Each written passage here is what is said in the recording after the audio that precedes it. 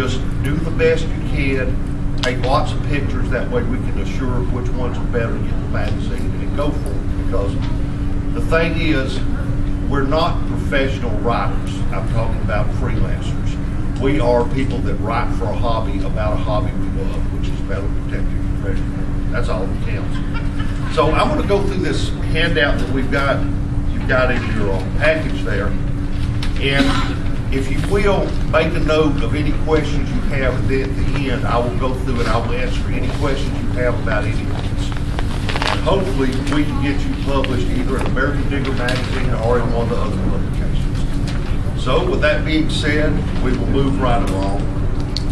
Okay, to page 2, which says, what if I have no writing experience? Well, frankly, I don't care if you have writing experience. I care if you know about treasure hunting, or if you love the hobby, or if you've got an exciting story to tell, or if you've got some good finds you want to share. We have editors that can take care of the writing. Now, if you are a good writer, that's great. It makes our job so much easier. But if you aren't, and you don't mind a little bit of editing, we can make it a good story. We won't change the facts, we won't change your flavor, but we will make it something that everyone will enjoy and you'll be proud of. Could I relate a personal example of that? Exactly that? I sent in a find for Western Eastern's 10 Best Finds one year, and it didn't make it, but they turned it into an article. Just what I'd written on a description of the find and how I found it, they turned it into a full article in their silver handle. Gave me credit for it. It's great. That's the way it works. These magazines, ours included, have editors that work for us, and they do their job quite well. Okay, what should you write?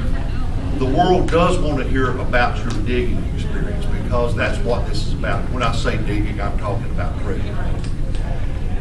Writing is another way to share your finds and adventures with the public. And recently I had someone say, well, why should I put something in the magazine? I can put it on the internet. True, you can. But there's something about having your works in a print publication that is just, it's almost unfathomable. It's around forever. The internet might crash.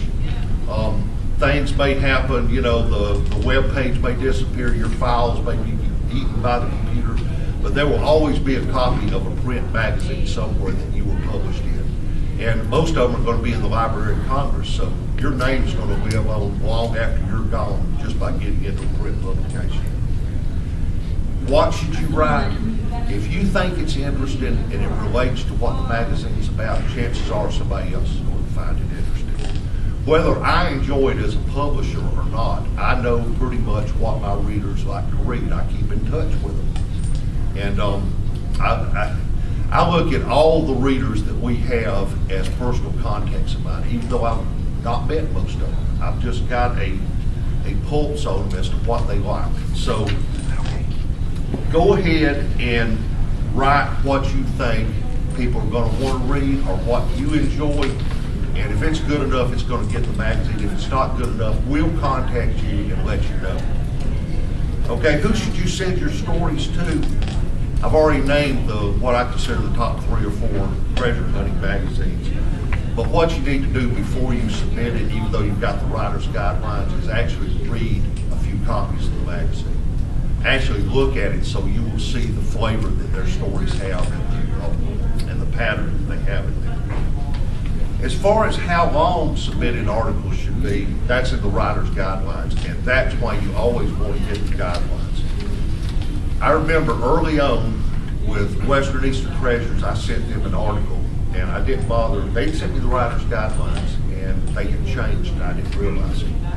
And I wrote an article that was not fitting into their writer's guidelines, and Rosemary, I think that's what the editor was at that time, wrote me back and suggested that I add more word count to it, and I did, and it worked out fine.